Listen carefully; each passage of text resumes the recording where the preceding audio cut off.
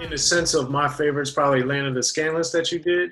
Yeah. Um, and that record in particular, I liked in the sense that this was in '95. We had had a lot of everybody being the tough guy. Gangster rap was dominant and prominent at that point, and obviously Cube had delivered some of the best music in rap history at Yeah. that point. But there wasn't as much of in '95, since we had had so much gangster rap that had come out. There wasn't as much of the angle they took on that song, where it was kind of like they were poor, they were trying to make things happen, they were getting called out, the money was on short, Yeah. they, it was a rough thing. And shout out to Gonzo, who I know pretty well. Is Gonzo. shout out Yeah. Gonzo. But with that, lyrically, do you remember working with them on the production side, or them talking to you about the lyrics in particular for that track and what it meant to them? Not really. Only because that was early in the production stage, and quite honestly, in shooting them beats, and this is a funny story. This is funny, but I'll never forget it. In shooting them beats, I was shooting them beats, didn't hear nothing for a while, and then at some point, Sneed mentioned, "Hey, that group Caution, they want to get 3 joints." And I'm like, "Oh, word." So I'm like, pumped. I'm in LA, we're like 6 deep in a 2-bedroom, cats going out to the strip clubs. I'm on the floor with my drum machine, like, no, I'm gonna just stay here. If I'm in California, I gotta make this thing happen. And not even for the chip wise, it was more so for the love. You know what I mean? I just love to do music, and it blew my mind that, somebody professionally thought enough of what I did and what I had on a little zip drive that I don't even didn't understand how what I did was even saved on it. Actually wanted to purchase something off of a drive like that. So in saying that to say, I just felt fortunate in being able to get on the project. So I didn't get the opportunity until, I'm trying to think what song it was. I was in there with one of the songs during recording, but I didn't get a chance to, being early in the production game as a producer, I didn't get a chance to just be in there the whole time, calling shots and stuff like that. So, it was more so on the beat side, me getting my feet wet on the beat side and getting into production that way versus me kind of like, oh man, I think you should do the hook like this, that, and the other. And Cube is a visionary, man, so I don't know how much he lent to it. Shout out to Cube. But he's always been a storyteller and very vivid, and so I don't know what he had lent to the initial ideas of it, or if it was just all them. But the combination of what they chose and what they put on top of it, I think it was phenomenal. And speaking about Land of the Scanless, that was like pre-Westside Connection. Like that was like, that was kind of the mold that was about to start into that whole genre. Well, he says on that album, I am the Westside Connection, or something to that effect. Mm-hmm. So, and the other, speaking of Westside Connection, which we'll get to now or in a second, but with Super Sperm having K-Dee on there, and he's also on some of the stuff you did with Westside Connection. I always and he was also on Lynch Mob, like Caution was. But I always really liked K-Dee, man. He brought a lot of he brought that kind of savage comedy to the game.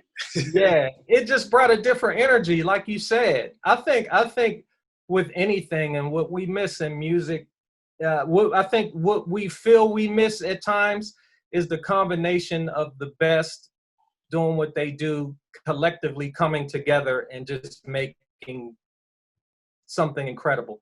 You know what I mean? You think about Earth, Wind, and Fire, or any groups that was a certain way, and people may try to duplicate it or do certain things like it, and it's nothing quite like it. It's because you have to bring the best of each element together in order to come through with something that's just going to be incredible.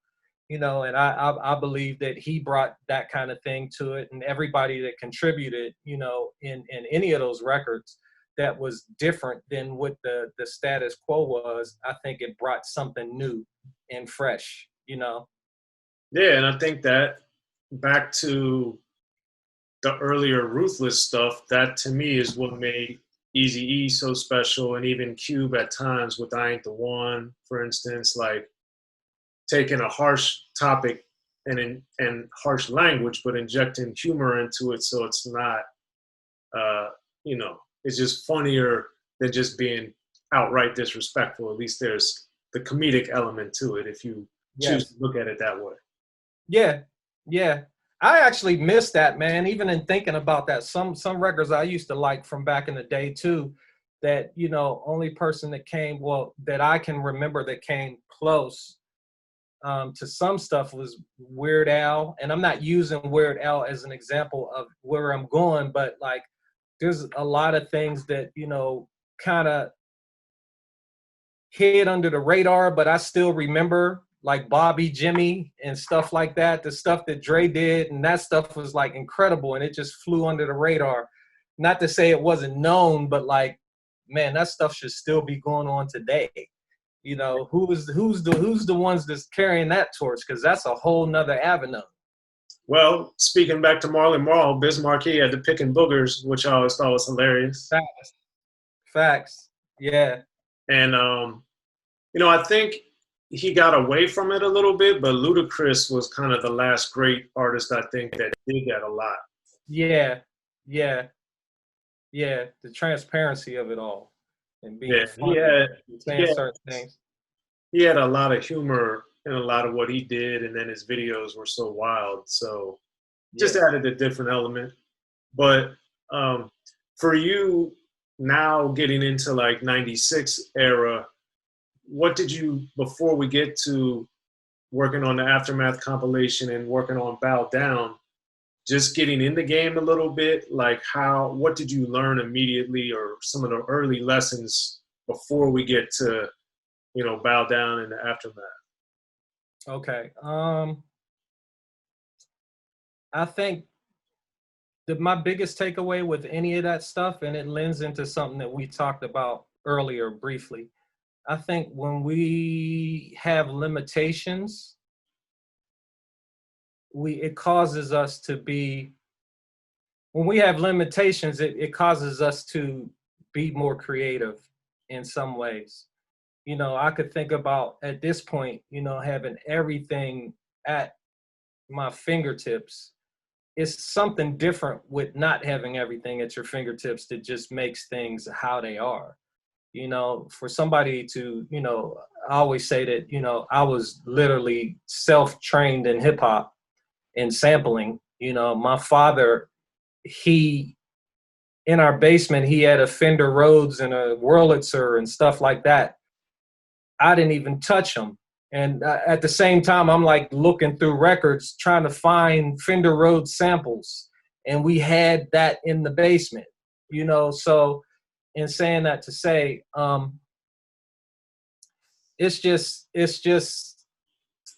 at this point, and having everything at your fingertips versus not being able to have that access. When I think about those records, I think about how it was from conception to fruition.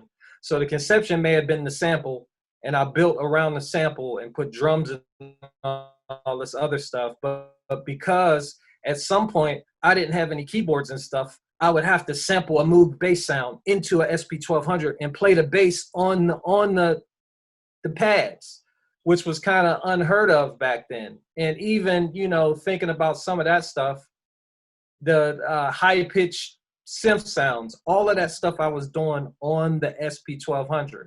And, and if we had a chance to even listen through that stuff, I could literally break down why certain things are doing what they're doing, and it's unethical, and it doesn't necessarily it seems like it's kind of effortless, or it does a certain thing. You're like, man, how'd they do that? it's because of the fact of how it was being done. You know, it's like somebody walking with two left shoes and you wonder why they have a certain bop.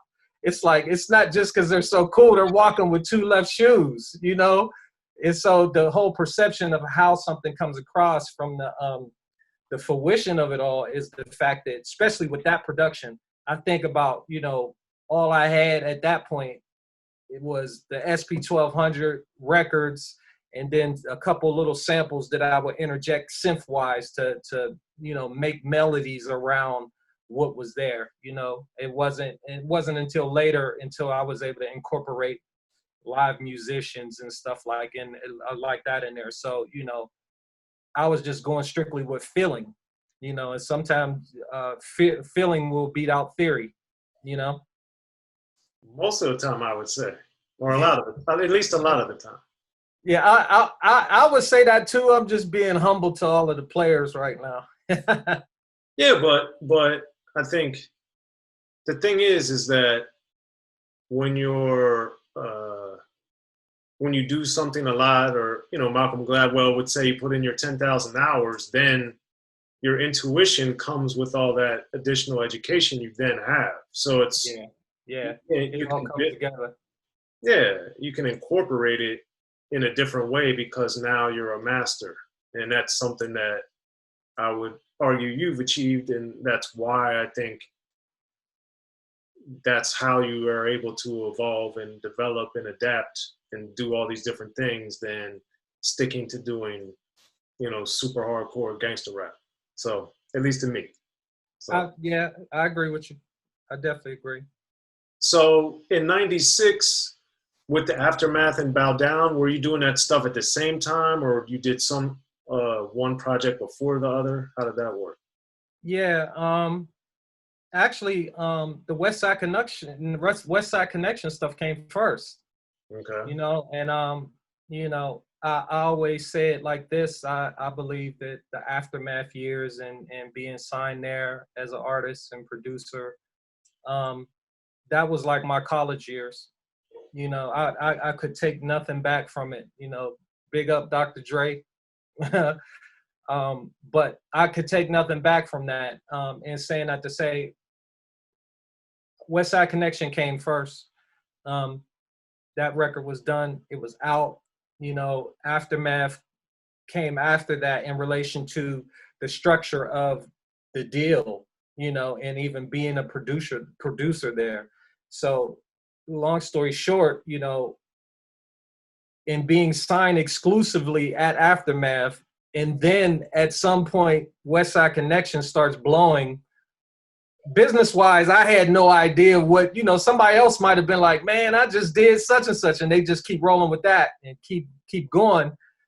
Whereas I was like, okay, no, I'm here with the doctor. Like we you know, and you know, what he would definitely tell me, and his career proved it in relation to being exclusive and not selling yourself out all over the place, and you know, building with your team and stuff like that. I believed in that, you know, and that's why I was there, and that's why I ended up signing. And you know, in spite of what Westside Connection was doing at the time, you know, I felt that this is where I was supposed to be, you know. So to answer your question, I know that was long, but to answer your question, yeah, Westside Connection, that came out and, you know, was hitting the charts and went platinum and all type of stuff while I was signed to Aftermath. You know, I signed to Aftermath afterwards. All right. Well, then let's get into Bow Down, the album. So of course you did the title track, and with that, the thing that I thought was interesting was that the perspectives they took. So at this point now you're, I would imagine, much more in the studio. Is that true? A little bit more. Yeah. With Cube, it was we was building a relationship more so, and he was kind of taking me under his wing a little bit to even just show me how certain things went down. Because prior to, I was just doing beats, you know. So, you know, once he started, you know, I started sending him beats, or, you know, taking him beats, and he was picking things, and the numbers started to grow in relation to how many joints we would do together.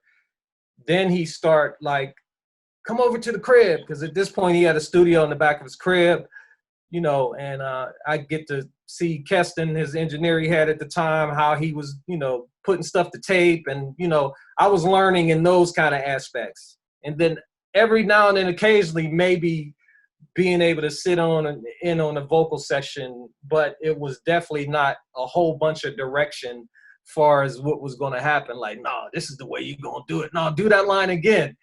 That definitely didn't happen until way later in our relationship.